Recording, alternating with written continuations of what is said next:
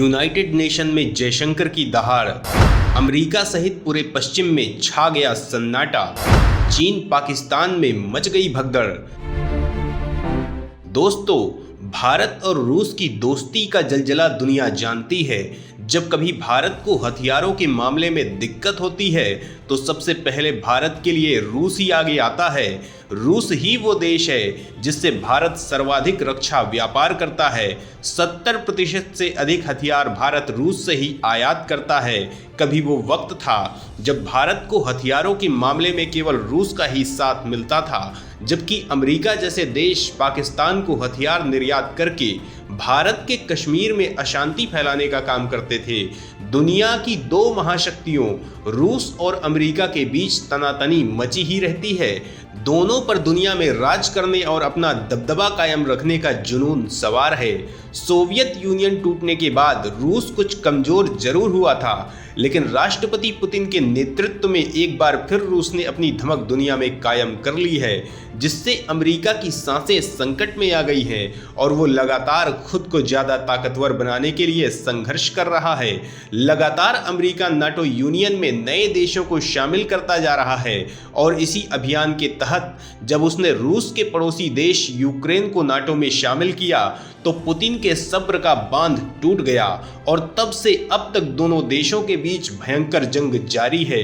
Ukraine के पीछे से नाटो और पूरा पश्चिम रूस के खिलाफ खड़ा है। इसके साथ ही पश्चिम की साजिश है कि इस मौके पर पूरी दुनिया को, यहाँ तक कि रूस के सबसे करीबी देशों को भी मानवीय मूल्यों के बहाने तोड़ा जाए और रूस को अलग थलग करके उसे नेस्तनाबूद कर दिया जाए।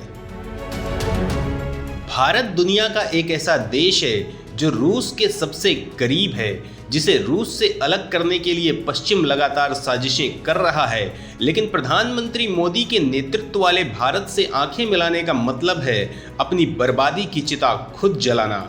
रूस के सोची में आयोजित यूथ फोरम में तेल खरीद पर भारत के रुख पर रूसी विदेश मंत्री ने मुक्त कंठ से भारत की तारीफ की, जिससे पूरे पश्चिम की हवा निकल गई। तो दोस्तों, क्या है पूरा मामला जिसकी वजह से पूरे पश्चिम में सन्नाटा छा गया है और भारत का दबदबा पूरी दुनिया में कायम हो गया है?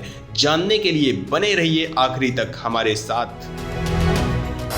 भारत को घेरने की हो रही थी कोशिश, विदेश मंत्री जयशंकर ने मचा दिया बवंडर, भारत का दोस्त रूस हो गया गदगद।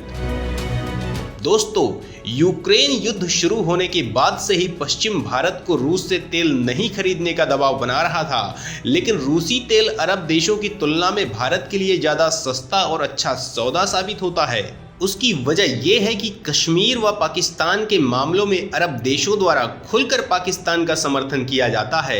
इसलिए प्रधानमंत्री मोदी ने बनाया कुछ ऐसा प्लान जिससे अरब देशों का प्रोपेगेंडा धरा का धरा रह जाए और पाकिस्तान मिट्टी में मिल जाए। दोस्तों, आप ये जानना चाहते होंगे कि आखिर मोदी का वो कौन सा मास्टर स्ट्रोक है जिसके जरिए वो चीन पाकिस्तान की नींद उड़ाना चाहते हैं। तो दोस्तों, हम आपको बताना चाहेंगे कि पीएम मोदी का प्लान है कि देश को सबसे पहले तेल पर अपनी निर्भरता को कम करना है और जो तेल खरीदना ही पड़े उसमें ज़्यादा से ज़्यादा गैर अरब मुल्कों से खरीदा जाए। जब रूस यूक्रेन का युद्ध शुरू हुआ तो यूएन ने रूसी व्यापार पर कड़े प्रतिबंध लगा दिए। दुनिया के तमाम देश अमेरिका के खौफ में रूस से अपना आयात बंद कर दिए, लेकिन रूस के जिगरी यार भारत ने मुसीबत के इस मौके पर अपने दोस्त का साथ नहीं छोड़ा। इसका आर्थिक फायदा भी भारत को हो रहा है। इसकी वजह यह है कि प्रतिबंधों के इस मौके पर रूस ने अपने तेल की कीमतों पर खासा डिस्काउंट दे रखा है, जिसका सीधा लाभ भारत को हो रहा है। दोस्तों, भारत का ये फैसला वैश्विक रणनीति के हिसाब से भी कई मायनों में मास्टर स्ट्रोक साबित हुआ है। आप सोच रहे होंगे कि तेल खरीदी का वैश्विक रणनीति से क्या संबंध है, तो हम आपको बताना चाहेंगे कि भारत का जानी दुश्मन चाइना इस मौके पर डिस्काउंट रेट पर रूस से तेल खरीद रहा है। तेल किसी भी देश की अर्थव्यवस्था में बहुत बड़ी भूमिका निभाता है। ऐसे में अगर भारत रूस से तेल नहीं खरीदता तो सस्ते रूसी तेल की धौंस चाइना भारत को दिखाता। लेकिन ये जरूरी था कि आर्थिक लड़ाई के इस दौर में देश का नेतृत्व सही फैसला ले।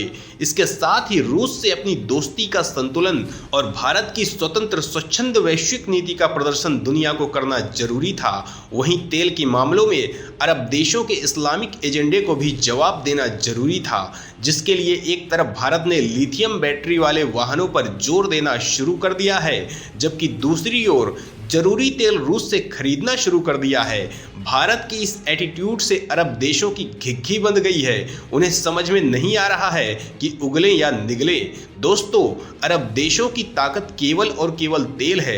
अगर दुनिया इन देशों से तेल खरीदना बंद कर दे तो यह देश दाने दाने को मोहताज हो जाएंगे और भारत जैसे विशाल देश का इस तरह रूस की ओर मुड़ जाना अरब देशों की नींद हराम किए हुए है। अब ये देश मोदी की गुहार लगा रहे हैं और अपने किए पर पछता रहे हैं। वहीं अलग अलग देशों में कई बार भारत ने इस मामले में खुलकर अपना पक्ष बिना किसी लाग लपेट के रखा है। हाल ही में रूस से भारत के तेल खरीदने के अपने फैसले का समर्थन करते हुए जयशंकर ने कहा था, रूस से कच्चा तेल खरीदना बिल्कुल सही फैसला है। जब यूक्रेन में युद्ध शुरू हुआ था तो मिडिल ईस्ट के देशों ने यूरोप के देशों को प्राथमिकता दी थी। हमारे पास ऐसे में क्या विकल्प था? या तो हमें तेल नहीं मिलता क्योंकि सारा तेल यूरोप के देश खरीद रहे थे, या फिर हम अधिक कीमतों पर तेल खरीदते। जयशंकर ने कहा, ऐसी स्थिति में भारत ने रूस से कच्चा तेल खरीदकर बाजार में तेल की कीमतों को स्थिर करने का काम किया। रूस के साथ भारत के बहुत ही स्थिर और दोस्ताना संबंध है और रूस ने कभी भी हमारे हितों को नुकसान नहीं पहुंचाया। भारत के इसी पक्ष की रूस ने खुलकर तारीफ की है। रूसी शहर सोची में वर्ल्ड यूथ फोरम में लावरोव से पूछा गया कि यूक्रेन जंग के बीच भारत रूस से तेल क्यों खरीद रहा है। इस पर लावरोव ने कहा, मेरे दोस्त जयशंकर ने इसका बखूबी जवाब दिया था। इसके बाद लावरोव ने यूएन में जयशंकर के बयान को याद करते हुए कहा, भारत के विदेश मंत्री से यूएन में ऐसा ही सवाल किया गया था। तब जयशंकर ने उन्हें अपने काम से मतलब रखने की सलाह दी थी। साथ ही उन्हें याद दिलाया था कि पश्चिमी देश रूसी फेडरेशन से कितना तेल खरीद रहे हैं। दोस्तों, एक और अमेरिका दुनिया के देशों से रूस से तेल न खरीदने की नसीहत दे रहा है, जबकि खुद रूस से तेल खरीद रहा है और ऐसा करके वो दुनिया की अर्थव्यवस्था को बर्बाद करके खुद को ज्यादा पावरफुल बनाना चाहता है। लेकिन भारत का मजबूत नेतृत्व इस चालबाजी को देखते ही पहचान गया और दे डाली पटखनी। भारत के इसी सख्त रुख से पश्चिम चारों खाने चित्त हो गया है और पाकिस्तान, चीन जैसे भारत के दुश्मनों की सांसें अटक गई हैं। तो दोस्तों, इस मामले पर आपके क्या विचार हैं? कमेंट बॉक्स पर जरूर बताएं।